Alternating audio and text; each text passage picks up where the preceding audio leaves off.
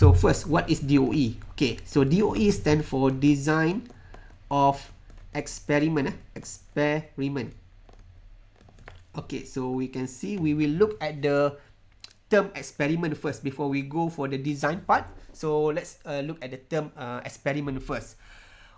So what is not an experiment? What is not an experiment? Say you want to correlate some data. For example, let's say you have for example, let's say you have something like this. Let's say you have this on the x-axis is what we call the study time,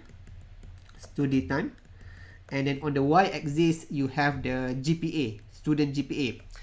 So then you get some data like this. Let's say you get some data like this, like this, like this, like this, like this, like this, like this, like this, like this, here. So the dot is basically the data lah, the data.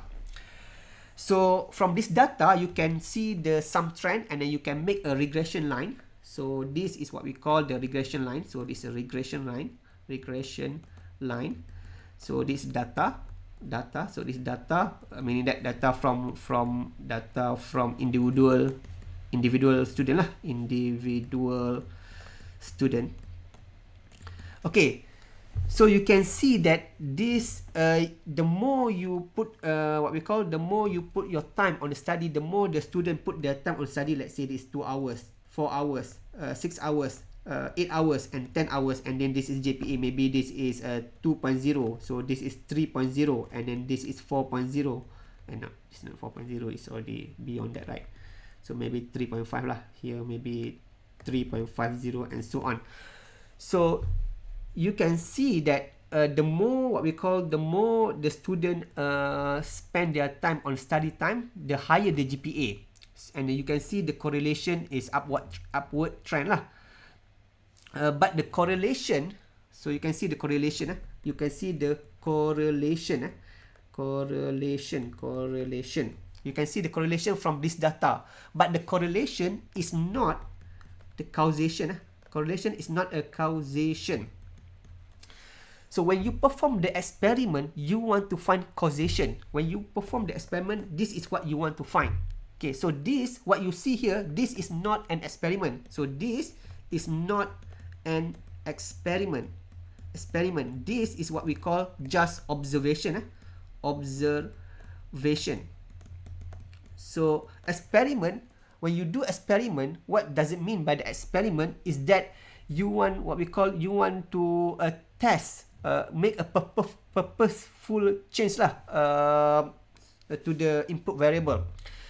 Okay, but before I talk about the experiment, let me put this thing first here. Okay, let's talk a little bit about this graph a little bit.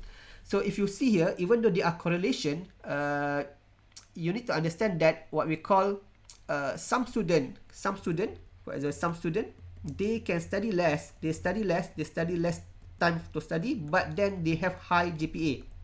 Okay, some student they study less but still got what we call high GPA. So the reason for that, because in this case there are some what we call lurking variable. For example, that's the GPA is not a function of the study time alone. So maybe because of the IQ can affect the what we call the graph. You maybe the sleep time, or maybe what we call the motivation also can what we call can sort of like skew this graph and so on. So when you have something like this, you have lurking variable, you cannot sort of like tell that whether the study time really caused the GPA. So that's why we can say here correlation is not causation. The purpose of the experiment is to find the causation. Most of the time, causation. This is the causation. This is the purpose of experiment. So experiment is a series of tests which are made purposely in order to study the response. So let me put something here. So experiment is like this. Let me put something here. Make it bigger.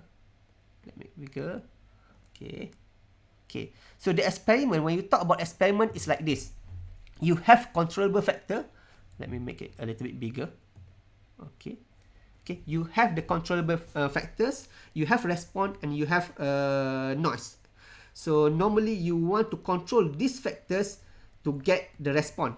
So you make a purposely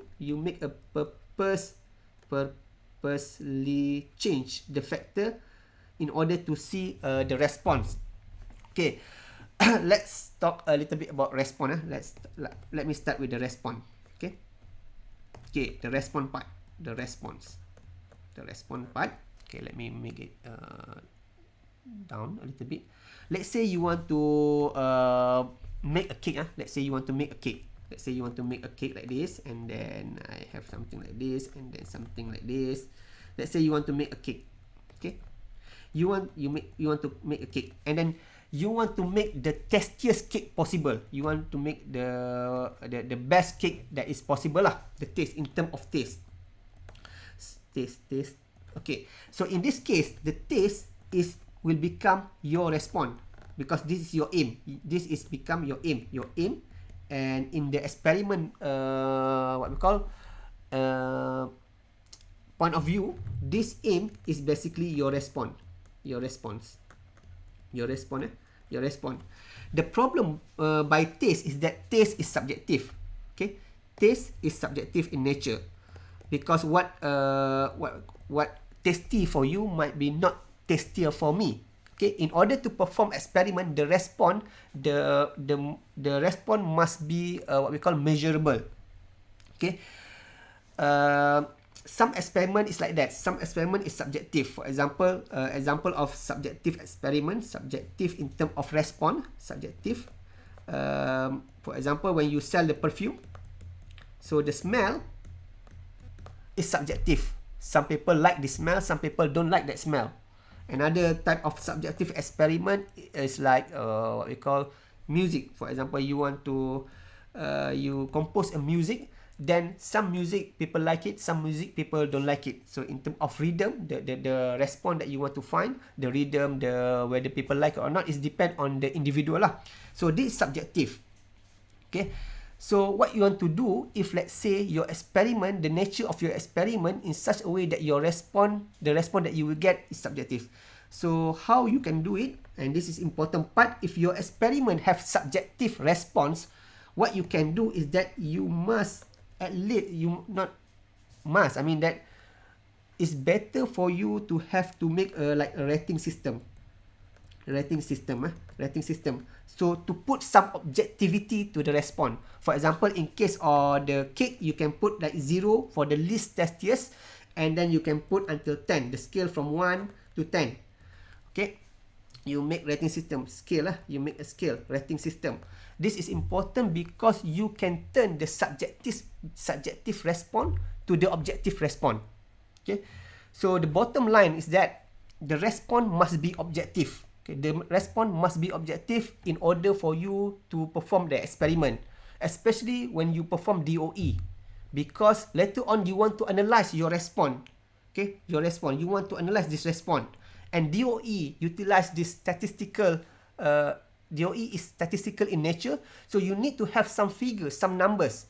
So when you want to perform experiment using DOE or any other experiment, I think you need the response must be the most important thing. You must have make sure the response is measurable. That is important. Okay. Okay. So that is the response. The first thing when you do experiment, the response is the first thing you need to focus on. Next, the factors. Okay, so the factors here. So this is the factors part. Okay, so the factors, let me put down here. So, okay, the factors. Okay, the factors can be either categorical or numerical. Okay. Example of categorical factors is something that don't have numbers for that. For example, when you make a cake, the category factors can be like the type of flour, F-L-O-U-R. Okay, flour, tepung. You can use like flour from this brand A, or flour from brand B, like that. Another example for what we call category factors, when you doing the cake thing, maybe the type of pen that you use, to bake the cake. So that is categorical factors.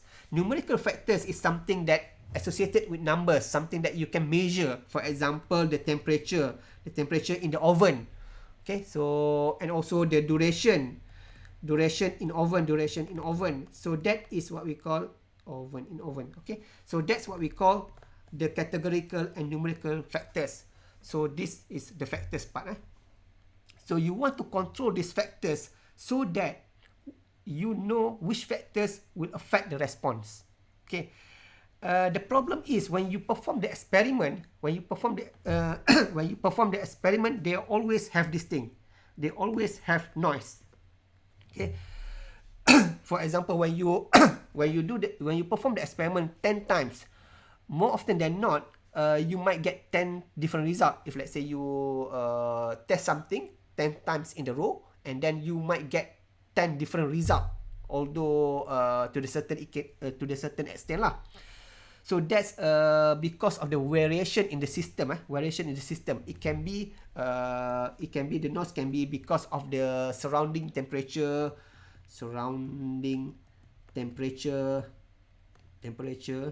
It can be humidity. Surrounding humidity.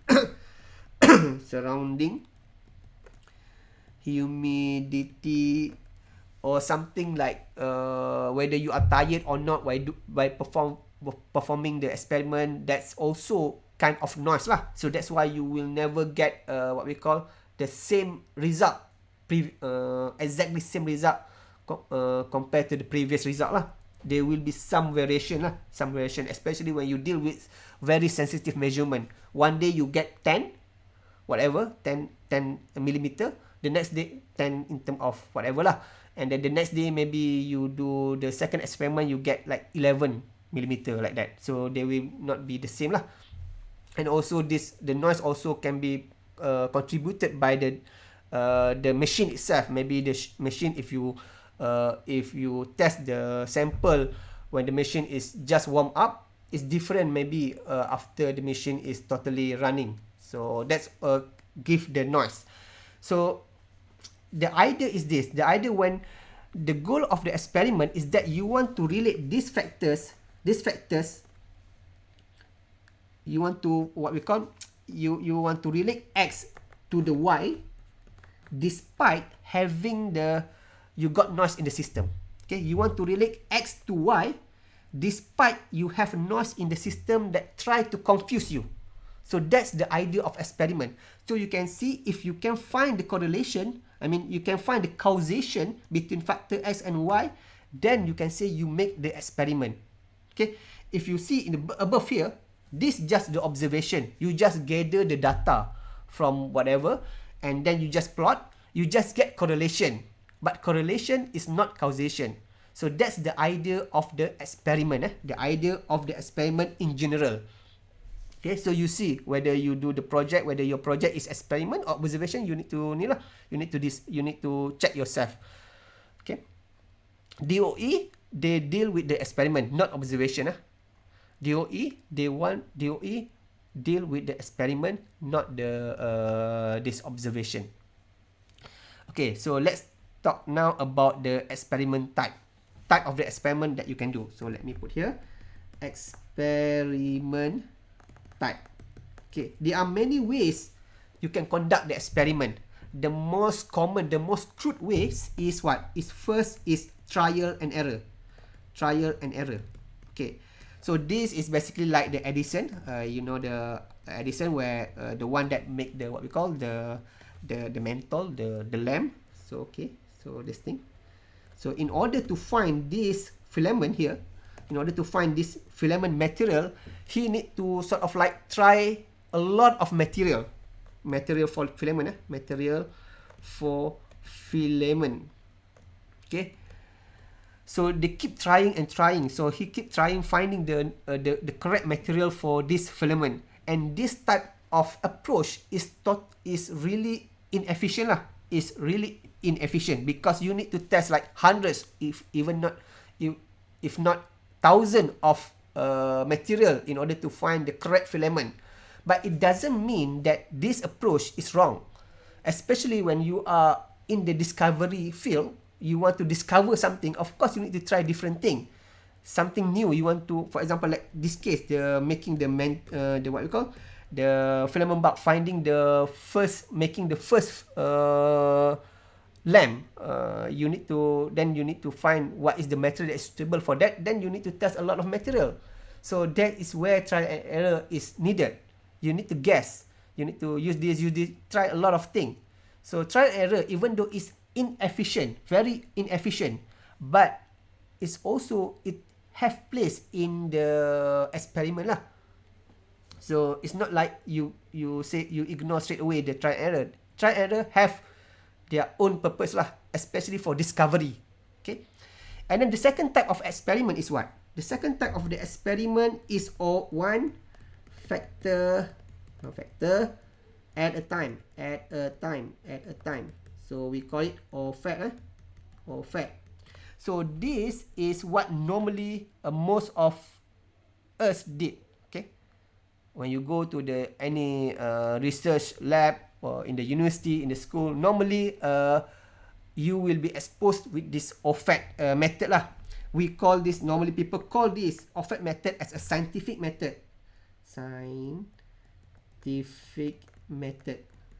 Okay, to the point that because it's heavily used, to the point that people say this is the scientific method.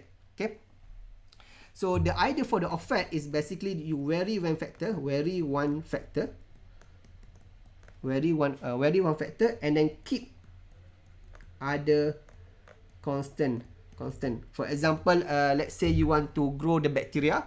You want to grow this bacteria in the what we call in the shake flask or whatever, and then you need to give the bacteria, in order to grow, it need to have the certain condition lah. Let's say you want to test the factor, maybe the factor that you want to test is pH and also the temperature. So normally what most of us will do is that first we put the what we call find the range of the pH. For example, let's say you want to test the pH range between 3 to 8, and the temperature maybe you want to what we call to see between 30 to 40. Okay, so in the Celsius, so this is in pH scale lah. So normally what people do is that they find this range, they find the range first, and then they let's say the range 3 to 8, and then they go to the middle. 3, 8, the middle is what? 3, 4, 5, 6, 7, 8. 4, 3, 4, 5, 5, 6, maybe 6. So this maybe 35. They find the middle point, and then what they do is that the first thing they do it, maybe they choose pH first. So pH first, they vary the pH, let's say from 3, 4, 5, 6, 7, 8, and then they keep the temperature. So pH they vary, and the temperature they keep constant at 35. At the, we call this at the mid level lah, mid level. So this they keep constant.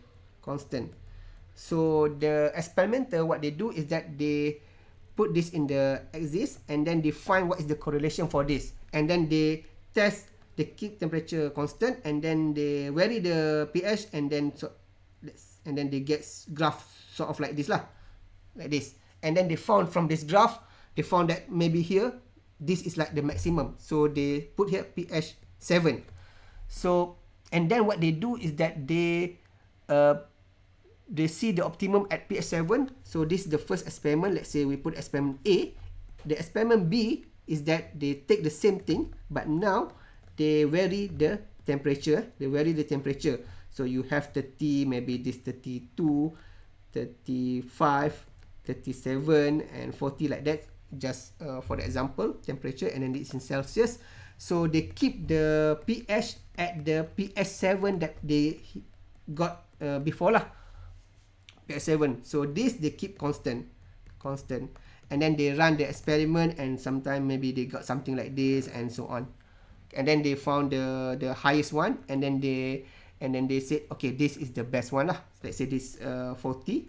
So at the end, with these two experiments, they said that in order to reach the what we call this is not pH here, this is, let's say this is yield lah, this is not the exist here, maybe you want to see the growth rate, right? So this part is growth rate, and then this is growth rate, the response growth rate. So after they done with this experiment, they found that pH 7 and pH 40 Celsius is the best. So what they do is that they announce that this pH 7 and also the temperature at 40 Celsius is the best. Is the what we call is the optimum that they get. So this is what normally we did, right? Normally when people say that they perform the experiment, this is normally what they means. They do OFAC, they vary one factor, they keep other constant, and they also do it sequentially, mean that they do it one by one. Finish A first and then finish B second. So that is OFAC. So that is the second type of experiment that you are normally did lah. So this is one factor at a time. Okay. So let me make it smaller because this seems like a little bit bigger. So let me make it smaller here. So let me make it smaller a little bit. Okay, and then put here. So easy. Okay. So the third type of the experiment is what? The third type of the experiment is simulation. Simulation. So the simulation, you don't perform the actual experiment. You just simulate it. For example, let's say you are let's say the industry. In the industry, normally they use this simulation. Those who are making the high-end car, for example, like Formula 1 car, in order to test the safety of that Formula 1 car, they don't just do a crash test for every car they produce. Because one Formula 1 car maybe cost like millions. So if they do the crash test for that car, so let me draw the car here, so that you can remember what I say. So this thing, so in terms of do crash test like that, for Formula 1, they don't do this crash test again and again because it will sort of like the price that they need to pay for this crash test is much higher than produce one car lah. The price to produce one car is far higher than doing the crash test. So that's why they cannot afford to do the crash test for every car that they produce. So what they did is they perform the simulation. They go to the software and they simulate the crash test in the computer. So that's another type of the simulation, another type of the experiment. And the type of the experiment that we want to learn in this workshop is DOE. The fourth is DOE. Fourth is design of experiment or DOE. DOE. So DOE, what is alamak, besarnya. Wait. Okay. Okay. So like that. Okay. So DOE. So DOE, what is DOE? DOE is a planned approach. It's a planned approach to determine cause and effect. Okay. And it's often employed, not often, it's employed lah. It's employ statistical analysis. So you see here there are two words, planned approach, and they employ statistical analysis. So we can say that DOE is not really a software. DOE is not a software. DOE is just it's like an approach. It's approach. You can use any other software. You can use even if you are good in statistics, you don't even need a software. You use the Excel and try to code your own what we call your own formula and so on based on the statistic, and then you can get whatever you want lah. So it's a planned approach. It's not a dedicated software. Okay, it's just an approach, and it's always employs statistical analysis here. So this is why in our workshop there is one part. For example, if you look here, one part DOE term and statistic. Okay, even though some of us when heard about the statistic, then they say that this is But it's needed lah when you want to learn about DOE, then you need to at least have some basic on statistical analysis. If not, then you are just chuck in the value in the software and then you get the output and then you just take that output, put in your thesis or your publication without really understand what does it mean. You just follow whatever the software said. Okay, the p value is this, and then you just copy that, put in your thesis, and then just like that. If let's say you are examined by the really tough examiner, they will ask you. They will ask, okay, what does p mean? Really, p value mean? P value really mean, and so on. So you need to have some basic in statistical analysis in order to understand DOE. The other part, for example, if you do the OFAT here like this, you don't need to know any statistic at all. You just need to perform the experiment and you get the result. Simulation, you just need to know how to do the simulation on the software lah. You need to know some software for simulation. Try and error, nothing lah. You just try lah. But DOE is a little bit special. You need to know statistic. Okay. Okay, so in all, DOE is like a strategy. It's like strategy. The approach here, the approach here from what? From the pre-experiment to the experiment itself, experiment to the post-experiment. So it's basically the full package lah. So it will sort of like force you to think before you perform the experiment, to think during the experiment, and also to think during the analysis, which is a post-experiment. It's like a full package. It's not like you just know, you just want to know the analysis. You cannot do the analysis. For example, let's say you perform this OFAT and then you want to analyze with DOE. You cannot lah. Because in order to do analysis using DOE, everything from start to the finish must be DOE style lah. Because the design, the analysis depend on the design itself. So I talk about DOE. But what is the motivation? Why people perform with DOE? Okay. So have you ever asked why maybe some of you do some research in the in the lab, and then your supervisor asks you or do DOE, and then you just follow. But what is the motivation behind the DOE? Why people look at the DOE instead of doing the OFAT, instead of doing simulation? Simulation is different lah. But why people do DOE rather than the OFAT? Because I say OFAT because this OFAT is the most common method of experimentation. So why people want to use this approach, DOE approach, rather than just stick for the OFAT approach? There are two reasons.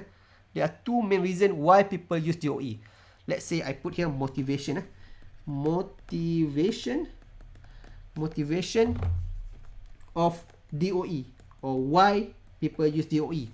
Okay, there are two main reasons. The first reason is efficiency. Efficiency.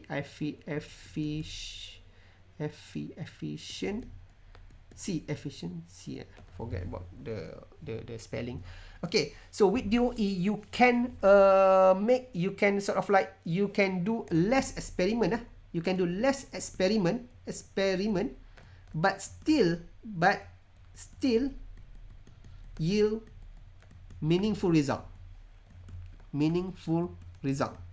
So that is one of the advantage of DOE lah. So this is crucial, especially when you are in a budget constraint. For example, let's say you need to run a few experiment only because of the nature of the experiment, or because you don't have money lah, or you don't have what we call the resource that needed, or maybe the nature of the experiment itself.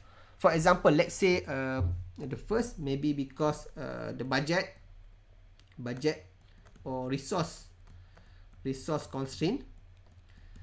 The second reason why you want to do less experiment is that because of the nature of the experiment itself. For example, let's say you are growing a fungus. You know, growing a fungus takes time. Kulat. It takes like 2 weeks at least, 2 weeks to even 1 month to grow one cycle of fungus. So realize it or not, by doing that, I mean, you need, let's say you have like many factors, and many factors need to vary, many factors you want to check, and then if let's say the single batch of the fungus grow for 1 month, then you will take a lot of months in order to finish one experiment. sorry that. Or worse still, if you are working with agriculture, let's say you want to grow, for example, you want to see, let's say you want to grow this what we call the coconut tree. You want to see the effect of what we call fertilizer towards this coconut tree. Then you need to wait for the coconut tree to grow until give the coconut lah. So the growing for the coconut tree might be like what we call takes half years or even 2 years like that. So in order to find which fertilizer, maybe fertilizer A or B or C, which one is the best for this coconut tree, then your experiment might prolong until like 2, 3, 4 years like that, until you get the coconut grow mature lah, and the coconut tree mature grow lah. So that's why you want this efficiency. You want to run less experiment, but still yield a meaningful result. So DOE can do that. Okay, because when you do DOE, the software, or not software lah, I mean that the design, they have a design part. So they design in such a way that you can run less experiment, but still get the statistically significant result. Okay. The second main reason for what we call why people use DOE is that because of the interaction.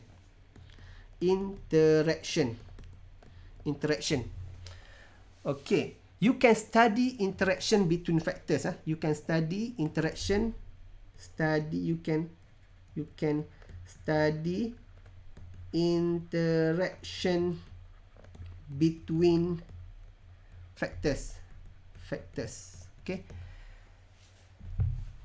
With the OFAT, you cannot do that. Okay. With the OFAT, when you do the OFAT, if you look here, when you do OFAT here, okay, when you do OFAT, you cannot see the interaction between this pH and the what we call the temperature.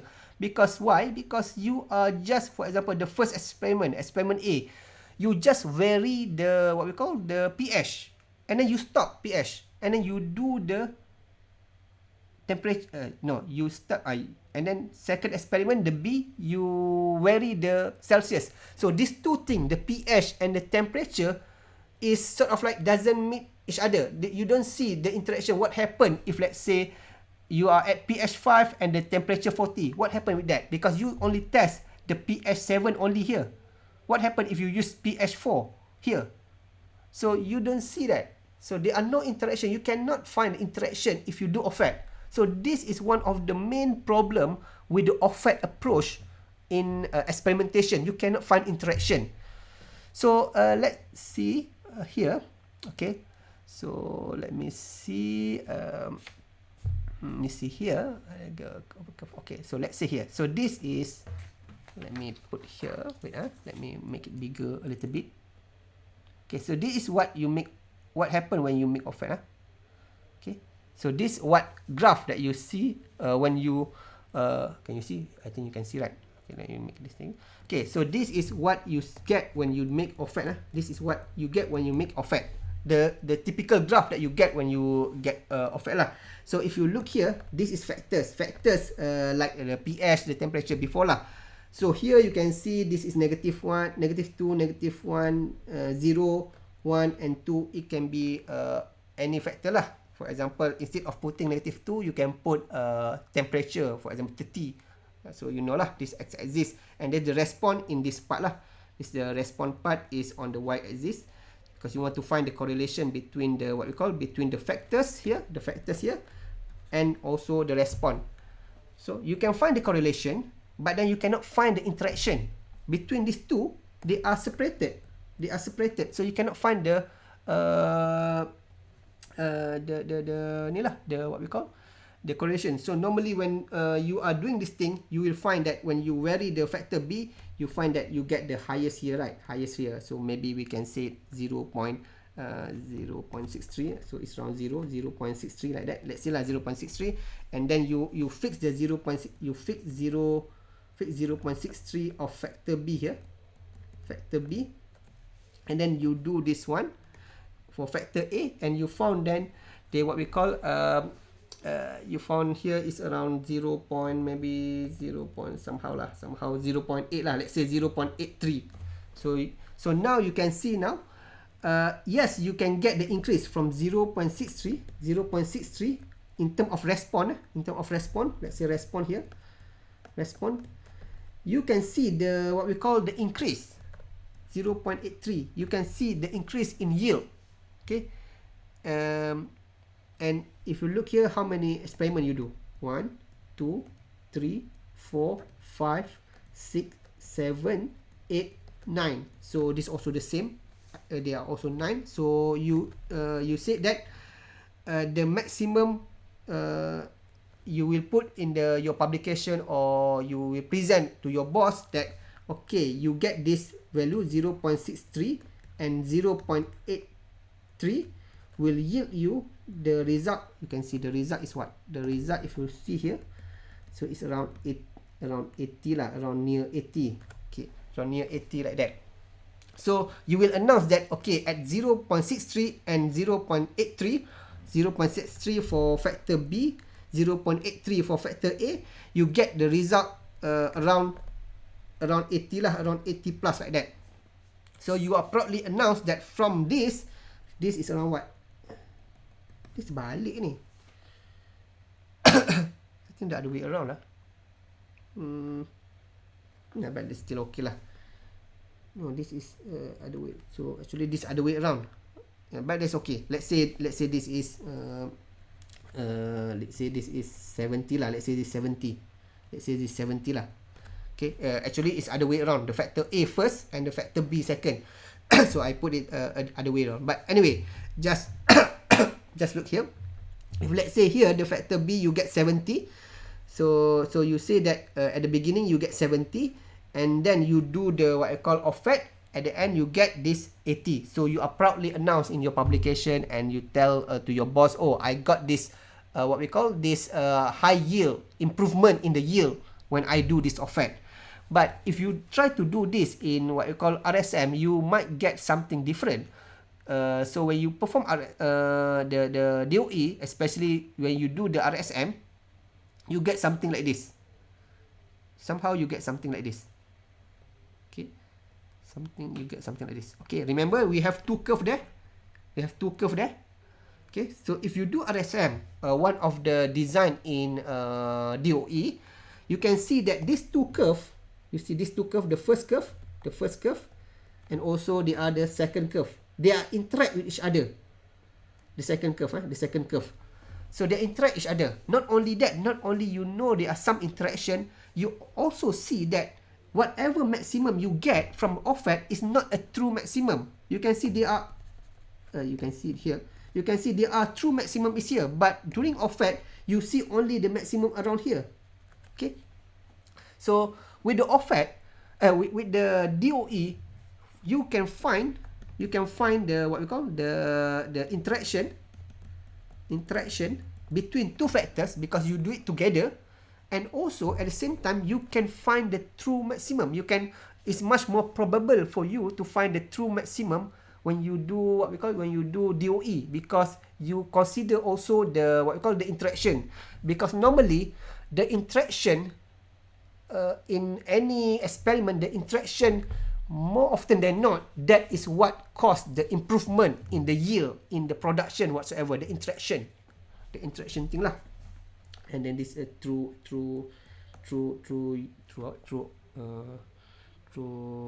optimum lah, through optimum. Okay, so that is the motivation for the what we call for the this lah, for the DOE against the offset.